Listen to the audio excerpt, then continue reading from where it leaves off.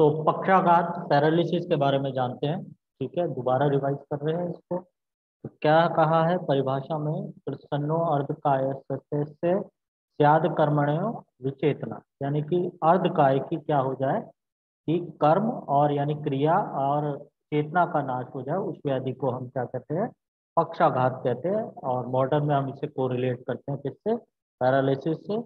तो शरीर के आधे भाग की क्रिया एवं संज्ञा यानी चेतना का नाश हो जाना, यानी कि फंक्शनल और क्या है, सेंसरी लॉस जो हो जाता है, उसको हम क्या कहते हैं, पैरालिसिस हाफ बॉडी की, आधे शरीर की। ठीक, तो इसको एकांग रोग भी कहते हैं कुछ विद्वान, और कुछ विद्वान का मत क्या है, इसको कुछ ही ने क्या कहा, एकांग रोग कहा। कोई उन्हें पक्षवद या पक्षाघात कहते, घात भी कहते हैं। घात मीन्स हो गया लॉस पूरा, और पक्षवद मतलब हो गया रिस्ट्रिक्शन, यानी कि आधे बॉडी का मूवमेंट का और सेंसरी रिस्ट्रिक्शन हो रहा है। ठीक है, अब निदान की बात करें तो वात व्याधि के अंतर्गत जितने हमने निदान पढ़े वो सब इसके निदान होंगे। और यानी वात प्रकोपक जितने भी आहार विहार हैं उसमें से क्या है, सबके कारण से पक्षाघात हो सकता है।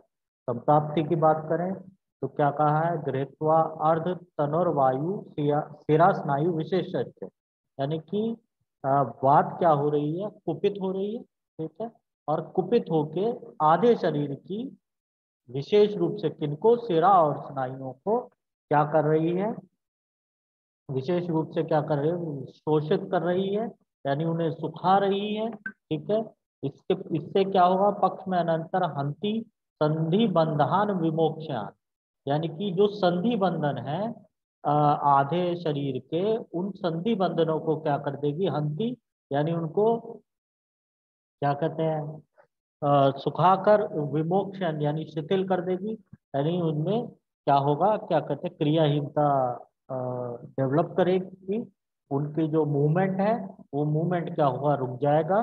ठीक है, और ये किस में होगा, अर्धकाय में, कृत्सन्नो अर्धकाय से, यानी आधे शरीर, वात प्रकोपक आहार विहार से वात कुपित होकर आधे शरीर में, यानी आधे शरीर की विशेष रूप से किनमें, स्नायु और सिराओं में स्थित होकर उनको सुखा देती है, शोषण कर देती है उनका, जिसके फलस्वरूप क्या होता है, आधे शरीर के जो संधि बंधन है वो क्या हो जाते हैं, शिथिल हो जाते हैं, यानी उनमें मूवमेंट खत्म हो जाता है। और जिसके फलस्वरूप परिणाम में उत्पन्न क्या होता है कि आधे भाग की क्रिया और चेतना का यानी संज्ञा का नाश हो जाता है। यानी आधे बॉडी से व्यक्ति क्या है, आधे अपने आधे शरीर से जो भी प्रभावित भाग रहेगा, चाहे उसका दक्षिण या वाम पार्श्व, यानी दक्षिण भाग या लेफ्ट हैंड या राइट हैंड, दोनों में क्या होगा, वहाँ का मूवमेंट का लॉस होगा और वहाँ की सेंसिस का लॉस होगा। ठीक है, समझ में आ रही है बात, यस या नो? Yes sir. हाँ, तो यही वात प्रकोप अगर क्या होगा, दोनों भागों में हो जाए, यानी शरीर के लेफ्ट साइड भी हो जाए, राइट साइड भी हो जाए, तो इसको हम क्या कहेंगे, सर्वांग रोग या सर्वांग बात कहेंगे। ठीक है, समझ में आ रही बात सबको? ठीक, अब वही संप्राप्ति घटक, तो त्रिदोषज व्याधि है, भेद भी इसके आगे देखेंगे हम। पित्तज और कफज भेद भी बताया, बट मुख्यतः क्या है, वात प्रधान व्याधि है। ठीक, दूसरे क्या हो रहा है, इसमें रक्त की दुष्टि हो रही है, मांस मेद और नाड़ी संस्थान की, नाड़ी व स्रोत जो संज्ञा व नाड़ियां हैं उनके दुष्टि होगी, उनको दूषित करेगी बात। ठीक, स्रोतस क्या है, कौन से स्रोतस का इन्वॉल्वमेंट होगा इसमें, कहाँ की दुष्टि होगी, रस वह, रक्त वह, मांस में है, मेद वह और प्राण वह स्रोतस की, श्वसन परिश्वसन पे भी क्या होता है, जो श्वास प्रश्वास की प्रक्रिया है, यानी रेस्पिरेशन की प्रक्रिया है, वो भी इसमें क्या होती है, बाधित होती है। ठीक है, उसमें भी ऑब्स्ट्रक्शन होता है। स्रोतोदृष्टि क्या है, तो सब जगह हम बता रहे हैं, संग हो रहा है, यानी ऑब्स्ट्रक्शन हो रहा है। ठीक है, वात क्या कर रही है, जिन जिन मार्गों में जा रही है उनमें उन अवरोध उत्पन्न कर रही है। अति प्रवृत्ति क्यों देखते हैं हम, अति प्रवृत्ति क्या मतलब क्या होता है, किसी भी वेव का क्या होना, अधिक मात्रा में होना, अति बार बार होना। तो यहाँ पे क्या होता है, क्योंकि सेंसेस का लॉस होता है, नर्व का इन्वॉल्वमेंट होता है, इसीलिए व्यक्ति अपने यूरिन को होल्ड नहीं कर पाता, या यूरिन या स्टूल को यानी मल मूत्र के वेग को धारण करने की शक्ति में न्यूनता होती है, जिसकी वजह से क्या होता है, स्वतः ही अपने आप ही क्या होता है, मल मूत्र का निर्सारण हो जाता है, यानी वो दोनों एक्सक्रीट हो जाते हैं। व्यक्ति अपने ना मल को रोक पाता है ना मूत्र को रोक पाता है। ग्रंथि निर्माण है, ऑब्स्ट्रक्शन है, इसीलिए जहाँ पे है वात की ग्रंथि निर्मित होगी, इसीलिए इसमें ग्रंथि निर्माण की भी स्रोतोदुष्टि होगी। ठीक है। अग्नि की बात कर ले, वात का प्रकोप होगा तो अग्नि कैसी हो जाएगी, विषम अग्नि हो जाएगी, यानी उसमें विषमता आ जाएगी। कभी किए हुए भोजन को पचा देगी, कभी क्या होगा, नहीं पचा पाएगी। ठीक है। अधिष्ठान शरीर में व्याधि कहाँ स्थित होती है, तो देख ही रहे हैं, अर्ध शरीर की बात कर रहे हैं। ठीक है। अर्ध शरीर में व्याधि स्थित होती है, और व्याधि का स्वभाव कैसा है, आशुकारी भी और चिरकारी भी, यानी एक्यूट भी है, क्रॉनिक। साध्य साध्यता की बात कर ले तो कृच्छ साध्य व्याधि है, तो प्राय, ठीक है, यानी कि बड़ी कृच्छता से साध्य होगी, बड़ी मुश्किल से, कठिनाई से साध्य होगी। अन्यथा याप्य है, जब तक आप उसका इलाज करते रहेंगे, चिकित्सा करते रहेंगे, लक्षण क्या रहेंगे, शांत रहेंगे, पुनः उसके दोबारा क्या हो जाएगी, व्याधि की उत्पत्ति होगी। तो इस प्रकार से ये क्या थे, इसके संप्राप्ति घटक। भेद की बात कर रहे हैं तो संहिताओं में वृत्रयी में क्या है, कोई भेद नहीं बताया गया है। लघुत्रयी में, जिसमें माधव निदान ने इसके 3 प्रकार के भेद बताए हैं। एक तो शुद्ध वातिक होगा, यानी केवल वात से उत्पन्न होने वाला पक्षाघात होगा। दूसरा क्या है, पित्त अनुबंधी होगा, यानी कि वात तो होगा ही होगा, बट वात के साथ में क्या है, पित्त दोष का भी संयोग हो रहा है। ठीक है। और यानी पित्त से संबंधित लक्षण भी रोगी में दिखेंगे। फिर उसके बाद कफ अनुबंधी, यानी वात के साथ में कफ का अनुबंध होगा। ठीक है, यानी कफ के लक्षण भी दिखेंगे। ठीक है। अब लक्षणों की बात कर लेते हैं कि पक्षाघात के लक्षण क्या बताए हैं। तो चरक का श्लोक है, अतएव एकम मारुता पक्षम दक्षिणम वाम वेवचा। ठीक है। बात क्या करती है, एक पक्ष को रोक देती है, यानी एक पक्ष में क्या करती है, क्रियाओं और चेतना का नाश करती है, चाहे वो या तो दक्षिण पक्ष हो, यानी राइट साइड हो, या चाहे वो क्या हो, वाम पक्ष हो, यानी लेफ्ट साइड हो। ठीक है, समझ में आ रही बात इतनी सबको। ठीक। तो कुर्यात चेष्टा अनिवृत्ति ही रुजम, यानी कि क्या करती है, कुर्यात चेष्टा अनिवृत्ति, यानी कि वहां की जितनी भी चेष्टाएं होती हैं, वो चेष्टाओं का क्या नाश हो जाता है। यही पहला लक्षण है कि वायु ने क्या किया, क्या कहते हैं, एक पक्ष को इन्वॉल्व किया, चाहे वो दक्षिण पक्ष हो चाहे वाम पक्ष हो, यानी राइट हैंड में डिफॉर्मिटी करेगी, राइट साइड में, या लेफ्ट साइड में डिफॉर्मिटी करेगी। तो डिफॉर्मिटी क्या करेगी, कुर्याद चेष्टा अनिवृतम, यानी कि वहां की जितनी चेष्टाएं हैं, वहां की जितनी क्रियाएं हैं, संज्ञाएं हैं, उनको उनका नाश कर देगी। फिर रुजा करेगी वहां पे, यानी कि रोगी को वहां पे उस भाग में क्या होगी, वेदना होगी, पीड़ा होगी। ठीक है। फिर है वाकस्त स्तंभ, सॉरी, वाक स्तंभ में। ठीक है, यानी वाक स्तंभ करेगी, यानी व्यक्ति क्या है, बोल नहीं पाएगा। वाक मतलब बोलना, स्तंभ मतलब रुक जाएगा, यानी वो बोल नहीं पाएगा उस भाग से।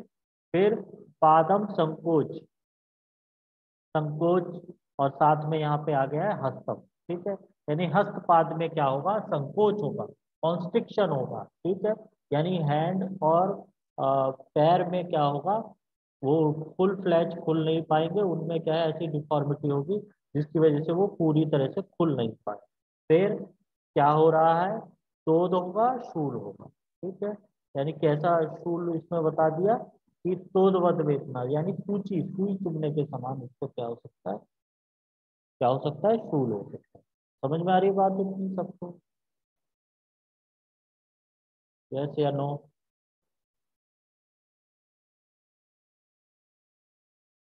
Yes, sir. अब विशिष्ट लक्षणों की बात करें तो शुद्ध वातिक पक्षाघात में तो जो पक्षाघात के सामान्य लक्षण बताए गए हैं, वो वात के ही वातक्षाघात के ही लक्षण है, तो पक्षाघात क्या है, वात से ही उत्पन्न है। पित्त अनुबंधी होगा। तो ये जो लक्षण दिख रहे हैं, सामान्य लक्षण जो बताए गए हैं, उसके अतिरिक्त रोगी में क्या दिख सकता है, जहाँ संताप और मूर्छा दिख सकती है। यानी रोगी में क्या हो सकती है, जलन हो सकती है, संताप यानी कि रोगी के बॉडी का टेम्परेचर राइज कर सकता है, मूर्छा यानी व्यक्ति क्या हो सकता है, बेहोश हो सकता है। ठीक है। कफ अनुबंधी में क्या होगा, शीतलता रहेगी, शोथ एवं गुरुता। यानी कि ऐसा क्या कहते हैं, पक्षाघात का रोगी होगा जिसमें अगर आपको शीतलता दिख रही है, यानी उसका शरीर छूने पे ठंडा महसूस हो, शोथ उत्पन्न हो गया हो जिस भी भाग में पक्षाघात है, चाहे राइट साइड चाहे लेफ्ट साइड, और शोथ मतलब स्वेलिंग हो गई हो और एडिमा आ गया है, और गुरुता शरीर में भारीपन महसूस होता है, तो इस अगर ये लक्षण साथ में पक्षाघात के अन्य लक्षणों के साथ दिख रहे हैं, तो हम ये मान के चलेंगे कि कैसा पक्षाघात है, ये कफ अनुबंधी पक्षाघात है, यानी वात के साथ कफ का भी क्या हो रखा है, अनुबंध हो रखा है, उसकी भी दुष्टि हो रखी है। समझ में आ रही बात इतनी। अब आगे बात कर लेते हैं पक्षाघात की विभिन्न अवस्थाओं की बात करते हैं कि पक्षाघात किन किन अवस्थाओं में, कैसी कैसी अवस्थाओं में प्रकट हो सकता है। तो उसमें चार अवस्थाएं। एक है एकांग घात। एकांग घात का मतलब क्या है, शरीर के कोई एक भाग का क्या हो रहा है, घात हो रहा है, केवल किसी एक अंग विशेष में हो रहा है। यहाँ पक्ष की बात नहीं हो रही, राइट साइड या लेफ्ट साइड की बात नहीं हो रही। एकांग घात का मतलब है या तो उसके किसी एक हैंड में या किसी एक पाँव में क्या हो रहा है, क्या हो गया है, वहां से क्या हो गया है, रिस्ट्रिक्शन है, यानी वो अपने हाथ को हिला नहीं पाता, और उसमें क्या है, क्या कहते हैं, सेंसिस का वो सेंस नहीं आते, उसको टच वच का सेंस चला गया, साथ ही साथ उसको उसमें वेदना होती है। तो अगर ये किसी एक हाथ या पाँव में ही हो रहा है तो हम उसको क्या कहेंगे, एकांग घात कहेंगे। सर्वांग घात यानी पूरे शरीर की क्रियाओं का क्या है, नाश, क्रिया और चेतना का नाश हो गया है, पूरी होल बॉडी का। ठीक है। फिर अधरांग घात है, अधर माने नीचे का भाग, यानी कमर से नीचे का भाग उसका क्या है, कमर से नीचे का भाग में अगर, यानी दोनों पाँव में उसके क्या हो गया है, पैरालिसिस हो गई है, चेतना और संज्ञा का नाश हो गया है, सॉरी क्रिया और संज्ञा का नाश हो गया है, तो हम उसको अधरांग घात कहेंगे। अर्धांग नहीं है ये, अधरांग है। ठीक है, समझ में आ रही है बात, यस या no. Yes sir. Yes sir.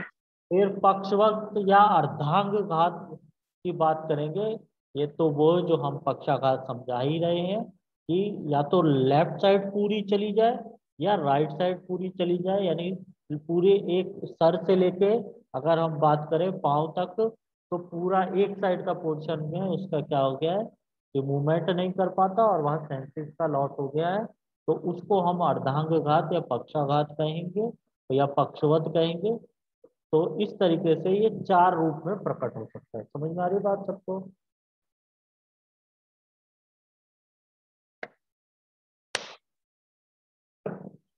अब साध्य असाध्यता की बात कर लेते हैं।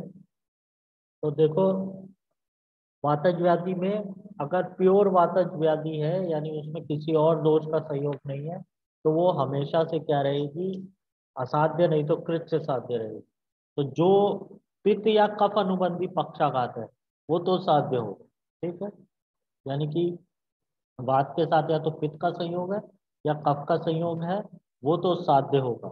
और जो शुद्ध वात से उत्पन्न है, केवल वात पक्षाघात है, तो वो क्या होगा, कृच्छ साध्य होगा, कष्टता से साध्य हो जाएगा। जबकि जो रक्त आदि धातु क्षय जन्य पक्षाघात है वो असाध्य होगा। मान लो किसी में पैरालिसिस क्या हुई है, ब्लड लॉस की वजह से हुई है, विशेषता रक्त धातु की क्या क्षय से क्या हो गया है, रोगी में पक्षाघात की उत्पत्ति हुई है, तो ऐसा पक्षाघात क्या होगा, असाध्य होगा। समझ में आ रही है, यानी ब्लड लॉस के कारण क्या हो गया है, किसी में पैरालिसिस हो गई है, तो वो उसको आयुर्वेद में क्या बताया गया, असाध्य बताया गया। वेदना रहित पक्षाघात, यानी कि रोगी को क्या है, वेदना महसूस नहीं होती, कोई दर्द नहीं हो रहा, यानी ये कहा भी जाता है कि बॉडी में सभी सेंसेस का लॉस हो सकता है, बट एक जो ये पेन का सेंसेशन है वो कहीं ना कहीं बना रहता है रोगी में। ठीक है, पेशेंट में। बट अगर एक कोई ऐसा पैरालिसिस का पेशेंट है जिसको जिस भाग में पैरालिसिस है वहां पे पेन भी फील नहीं हो रहा, यानी पेन का सेंसेशन भी चला गया है, तो ऐसा रोगी भी क्या होगा, असाध्य होगा। समझ में आ रही बात? वेदना रहित पक्षाघात, ठीक है। अब उसके अलावा जो सबके लिए क्या है, सब में जिनमें रोग होगा तो वो असाध्य ही वाले होंगे, यानी जो सेम कैटेगरी है कि गर्भिणी, गर्भिणी में कोई भी रोग होता है ज्यादातर असाध्य होता है। तो गर्भिणी स्त्री में, प्रसूता में, ऐसा जो अभी अभी चाइल्ड बर्थ हुआ हो, जिससे बच्चे को अभी अभी जन्म दिया हो, वो ऐसी स्त्री में पक्षाघात हो जाए। अब इन दोनों में ब्लड लॉस की वजह से ही होता है, ठीक है। फिर उसके बाद बालक में, अगर बालक है उसमें, वृद्ध में हो जाए या क्षीण व्यक्ति में हो जाए, तो ऐसा पक्षाघात क्या होगा, असाध्य। समझ में आ रही बात इसमें सबको? यस या no? Yes sir. Yes sir. अब उसके बाद बात करते हैं किसकी, संदिग्धवाद की। संदिग्धवाद ये हमने कोरिलेशन में कहाँ बताया, कहाँ बताया था, इसका सापेक्ष निदान किसके साथ बताया था, संदिग्धवाद का?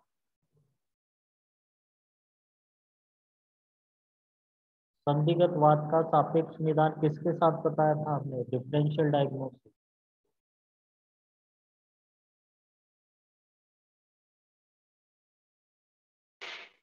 आम बात में, हाँ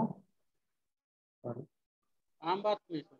हाँ, आम बात में बताया था। आम बात और किस, और कितनी व्याधियों का हमने किया था? आम बात के साथ साथ और भी कोई व्याधियां थी? बात व्याधि सर। बात व्याधि तो, इसका मतलब जो पढ़ाया जाता है वो रिवाइज भी नहीं किया। डिफरेंशियल डायग्नोसिस किसके साथ करेंगे इस डिजीज की, किस किस डिजीज के साथ?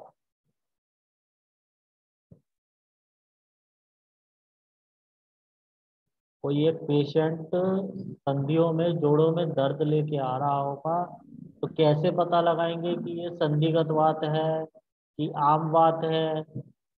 और दो व्याधि और बताई थी हमने जिनमें संधियों में क्या, बात रख सर। हाँ और, एक बात रख। हाँ एक वात रक्त हो गई। चार डिजीज बताई थी वहाँ, एक आम वात, एक वात रक्त, एक संधिगत वात, और चौथी क्या थी, क्रोस्टुक शीर्ष। क्रोस्टुक शीर्ष एक व्याधि है, सुश्रुत ने वर्णन किया है। क्रोस्टुक माने क्या होता है, क्रोस्टुक माने क्या होता है? लोमड़ी लोमड़ी। लोमड़ी या सियार, लोमड़ी या सियार के शीर्ष के समान अगर जॉइंट में डिफॉर्मिटी हो जाए, यानी जॉइंट में विकृति हो और जॉइंट देखने में कैसा लगे, लोमड़ी के सिर के समान, तो उसको हम क्या कहते हैं, क्रोस्टुक शीर्ष। ये चार व्याधि बताई थी जिनमें सभी में क्या होगा, संधियों में शूल होगा।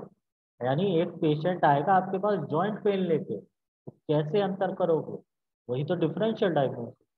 तो इसीलिए वो चार व्याधि वहाँ पे डिफरेंशियल डायग्नोसिस बताया भी है, बहुत इंपॉर्टेंट है, ऊंचा बहुत जाता है, ठीक। तो उसी में हम तीसरी व्याधि जो थी संदिग्ध वात, वो पढ़ रहे हैं अब डिटेल, ठीक है। तो परिभाषा क्या है कि वात दोष की विकृति के कारण संधियों में शूल हो, ठीक है, पहला पॉइंट।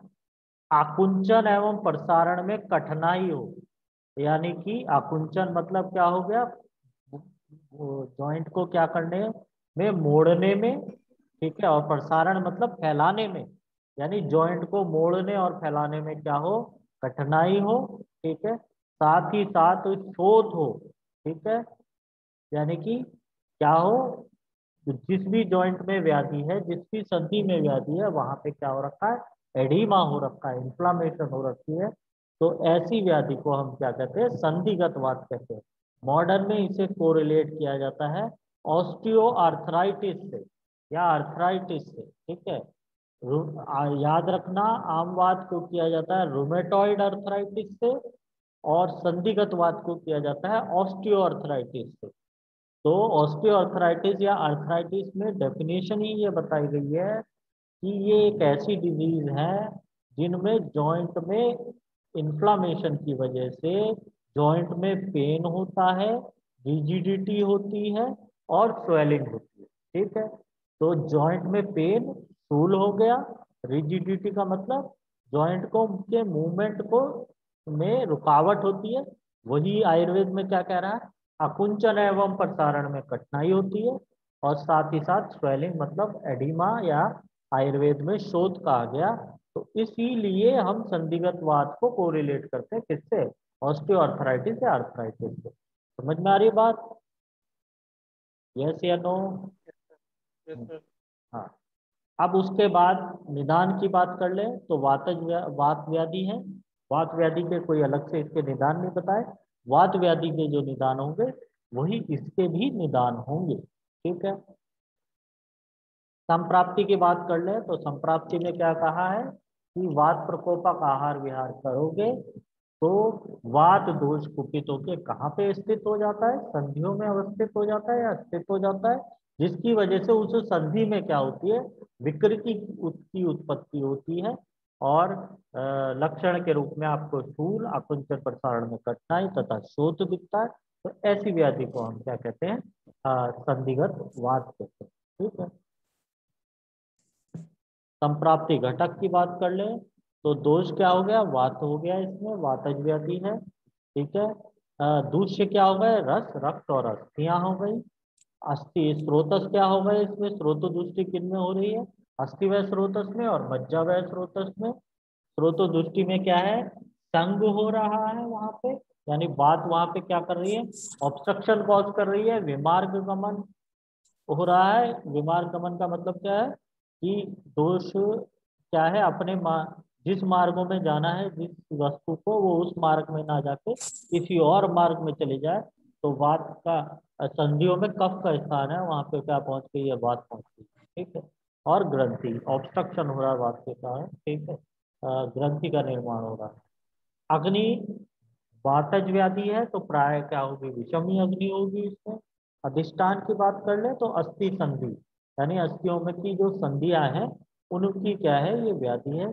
स्वभाव में क्या है, व्याधि चिरकारी है, लंबे समय में क्रॉनिकली डेवलप करती है और लंबे समय तक चलती है। साध्य असाध्यता कृच्छ साध्य और याप्य व्याधि है। ठीक है। अब जो इसका लक्षण का श्लोक है, ठीक है, वात पूर्ण धृति स्पर्शा, ये श्लोक जो है बहुत ही ज्यादा इम्पोर्टेंट है। बहुत ज्यादा इम्पोर्टेंट का मतलब क्या है कि केवल ऐसे रख के पूछ सकता है, वात पूर्ण धृति स्पर्शा जिस व्याधि का लक्षण है उस व्याधि का विस्तृत वर्णन करें। ठीक है, डिटेल में वर्णन करें। जैसे कि हमने आम बात में बताया था कि एक साल क्वेश्चन आया है कि वृश्चिक दंशवत वेदना जिस व्याधि में होती है उस व्याधि का विस्तृत वर्णन करें। ठीक है। अब पहले आपको पता होना चाहिए कि वृश्चिक दंशवत वेदना किसमें होती है, आम बात है। ठीक है। आखू विष के समान दोषों का विसर्पण किसमें होता है, रोग व्याधि का विसर्पण कौन सी व्याधि में होता है, वात रक्त में होता है। वहां भी वर्ड इंपॉर्टेंट है। उसी तरीके से इसमें जो ये वर्ड आया है इसीलिए कि वात पूर्ण धृति स्पर्शा, ये इंपॉर्टेंट श्लोक है, याद होना चाहिए। वात पूर्ण धृति स्पर्शा शोध संधि गत अनिले प्रसारण कुंचनयो प्रवृत्ति वेदना, यानी कि प्रसारण और आकुंचन करते समय की प्रवृत्ति में रोगी को क्या होती है, वेदना होती है। वो प्रसारण आकुंचन क्या नहीं है, सही प्रकार से कर नहीं पाता। अब ये जो वर्ड है वात पूर्ण धृति स्पर्शा, इसका क्या अर्थ है, वात पूर्ण धृति स्पर्शा शोध, ये वर्ड है। ठीक है। कि जब संधियों में अनिल यानी वायु क्या आ जाएगी, स्थित हो जाएगी, तो संधियों में स्रोत होगा। कैसा स्रोत होगा, वात पूर्ण धृति स्पर्शा, यानी उस स्रोत को छूने पे, धृति मतलब होता है थैला, समझ में आ रही बात, धृति मतलब है थैला। वात पूर्ण का मतलब क्या हुआ, हवा से जैसे कोई थैला भरा हुआ, यानी हवा से भरे थैले की जैसे प्रतीति होती है। यानी कि जहाँ संधियों में जो स्रोत हो रहा होगा, वो स्रोत को जब हम छू के देखेंगे तो कैसा महसूस होगा, जैसे किसी थैले में हवा भर रखी है। अब यहाँ इसको मॉडर्न से अगर हमको रिलेट करें तो वात से भरा अगर थैला प्रतीत हो रहा है, यानी ऐसा कोई थैला हमें लग रहा है, ऐसा महसूस हो रहा है जैसे अंदर क्या है, संधियों में जहाँ स्वेलिंग है संधियों पे, जॉइंट्स में, वो हवा भरी हुई है। यानी ऐसे थैले को अगर हम उंगली से दबाएंगे तो क्या उसमें गड्ढा पड़ेगा कि नहीं पड़ेगा? क्वेश्चन आप लोगों से है, पड़ेगा कि नहीं पड़ेगा? दोबारा से बोलना, अगर हम किसी रिपीट। हवा से भरे थैले को, ऐसा लग रहा है हमें कहीं स्वेलिंग है जैसे कि हवा भर रखी है, अगर हम उसको उंगली से दबाएंगे तो उसमें गड्ढा पड़ेगा कि नहीं पड़ेगा? सर गड्ढा देख पड़ेगा, लेकिन सर वो तुरंत अपनी स्थिति में आ जाएगा सर, दबाने पर। बिल्कुल। दबाएंगे तो सर दबेगा, लेकिन जैसे ही हाँ, हटाएंगे तुरंत अपनी स्थिति में आ जाएगा। बिल्कुल सही। ठीक, तो यही कहना चाह रहे थे। तो यानी हमने आपको एडिमा में भी पढ़ाया हुआ है ये, कि ऐसा स्वेलिंग, ऐसा एडिमा जिसको उंगली से दबाने पे उसमें गड्ढा पड़ जाए, तो उसको हम कौन सा एडिमा कहते हैं? कौन बता रहा है? कौन सा एडिमा कहते फिटिंग हैं? एडिमा। Fitting oedema. ठीक है, उसको हम क्या कहते हैं? Fitting oedema. और फिट माने गड्ढा पड़ना, फिटिंग एडिमा। और जिसमें ना पड़े वो क्या होता है? Non fitting oedema. ठीक है, तो यहाँ पे यानी कि रोगी को क्या हो रहा है? फिटिंग एडिमा हो रहा है। रोगी की स्वेलिंग जो है वो किसकी कैसी है? फिटिंग है। तो वही वातपूर्ण धृति स्पर्शा का मतलब ही है कि संधियों में शोथ हो रहा है। संधियों में शोथ कैसा है? जैसे हवा से भरा हुआ चमड़े का थैला हो। यहाँ हमने उसे और मेंशन कर दिया है कि वातपूर्ण धृति स्पर्शा। ये बहुत इंपॉर्टेंट श्लोक है, याद होना चाहिए। फिर उसके बाद क्या है? हस्तपाद में वेदना होगी, यानी हाथ पांव में रोगी को क्या होगा? दर्द होगा। और संधियों में आकुंचन प्रसारण में कष्ट होगा, यानी संधियों को वो व्यक्ति क्या करेगा? उसके जॉइंट्स में क्या होगा? पेन होगा। समझ में आ रही बात इतनी सबको? Yes sir. अब अगली व्याधि जो दे रखी है, वात व्याधि, जो आपके सिलेबस में है, वो उसका नाम है अस्थि मज्जागत वात। यहाँ संधियों में वात थी, अब वात की ने कहाँ पे स्थान बनाया है? अस्थि, और अस्थि के अंदर जो क्या है? मज्जा है। तो अस्थि मज्जा में जब वात स्थित हो जाती है तो क्या दिखेगा? भेदो अस्थि पर्वणा नाम संधि शूलम मासम मास बल छह, सॉरी, भेदो अस्थि पर्वणा नाम संधि शूल मास बल छह आस्वप्न संतत संतत रुक चा मज्जा अस्थि कुपितो अनुरूप। यानी कि अस्थि मज्जा में अगर वात कुपित हो जाएगी, ठीक है, तो क्या क्या लक्षण आपको दिखेंगे? संतत रुक, यानी लगातार जो रोगी को क्या होगी? वेदना होगी। यानी ऐसा नहीं है कि कभी रोगी को रुक यानी पीड़ा महसूस ना हो, उसको लगातार वेदना महसूस होगी। आस्वप्न, ठीक है, यानी रोगी को नींद नहीं आएगी। आस्वप्न मतलब यहाँ पे निद्रा से है, आस्वप्न मतलब नींद नहीं आएगी रोगी को। रोगी का क्या होगा? मांस बल क्षय, ठीक है, रोगी का मास क्षय हो जाएगा, यानी बॉडी पे मसल मास कम हो जाएगा, और उसके बल का क्या हो जाएगा? क्षय हो जाएगा। उसकी बॉडी में बल की भी क्या होगी? हीनता होगी। संधि शूल, यानी संधियों में क्या होगा? शूल होगा, जॉइंट में, इसमें भी पेन हो रहा है। भेदो अस्थि पर्वणा नाम, यानी अस्थियों की जो संधियां हैं, पर्वणा नाम का मतलब क्या है? संधियां, ठीक है, इनमें कैसी पीड़ा होगी? भेदनवत पीड़ा होगी, यानी कि जैसे कोई काट रहा हो, भेद कर रहा हो, ऐसी काटने जैसी कर्तनवश की क्या होगी? रोगी को पीड़ा होगी। तो ये अस्थि मज्जागत वात की बात हो रही है। ठीक है, समझ में आ रहा बात सबको? यस या नो? Yes sir. अब उसके बाद बात कर लेते हैं मन्या स्तंभ की। ठीक है, मॉडर्न में इसको कहा जाता है टॉर्टिकोलिस। ठीक है, मन्या स्तंभ को क्या कहा जाता है? टॉर्टिकोलिस। ठीक है, इसके लिए एक अलग वर्ड और आया है। मन्या स्तंभ को अंतर आयाम कहा गया है। यहाँ पे दिख रहा होगा आपको नीचे। अंतर मतलब अंदर की तरफ, आयाम मतलब झुक जाना। ठीक है, तो मन्या, मन्या कहाँ पे है? गले में है। तो मन्या ना की बात हो रही है, मन्या प्रदेश की। यहाँ पे ऊपर भी देखो, चरक ने मन्या स्तंभ एवं अंतर आयाम को एक ही माना है। ठीक है, इन्होंने कहा ये अलग अलग व्याधि नहीं है, जबकि सुश्रुत ने क्या कहा है, इन दोनों को अलग अलग क्या किया है, स्वीकार किया है। अब ये सुश्रुत ने क्यों किया है, क्योंकि उनके हिसाब से अंतरायाम कहीं और की ही व्याधि है। ठीक है, तो वो आपको पढ़ना नहीं है, यहाँ पे मन्य स्तंभ के बारे में पढ़ना है। ठीक है, तो अंतरायाम और बहिरायाम करके दो व्याधि बताई है। वो अंतरायाम बहिरायाम क्या है कि उन्होंने यहाँ केवल मन्य प्रदेश की बात हो रही थी, यानी गर्दन की बात हो रही है यहाँ पे। ठीक है, गले की बात हो रही है। जबकि सुश्रुत का अंतरायाम और बहिरायाम का मतलब क्या है, सुश्रुत ने जो वो उन्होंने शरीर के मुड़ने की बात करी है। ठीक है, यानी कि शरीर अगर अंदर की तरफ मुड़ जाए तो वो अंतरायाम है, और शरीर अगर बाहर की तरफ मुड़ जाए, जैसे धनुष होता है, धनुष देखा है ना, धनुष देखा है, तो वो धनुष क्या होता है, अंदर की तरफ मुड़ा होता है। ठीक है, धनुष क्या होता है, कर्व होता है ना।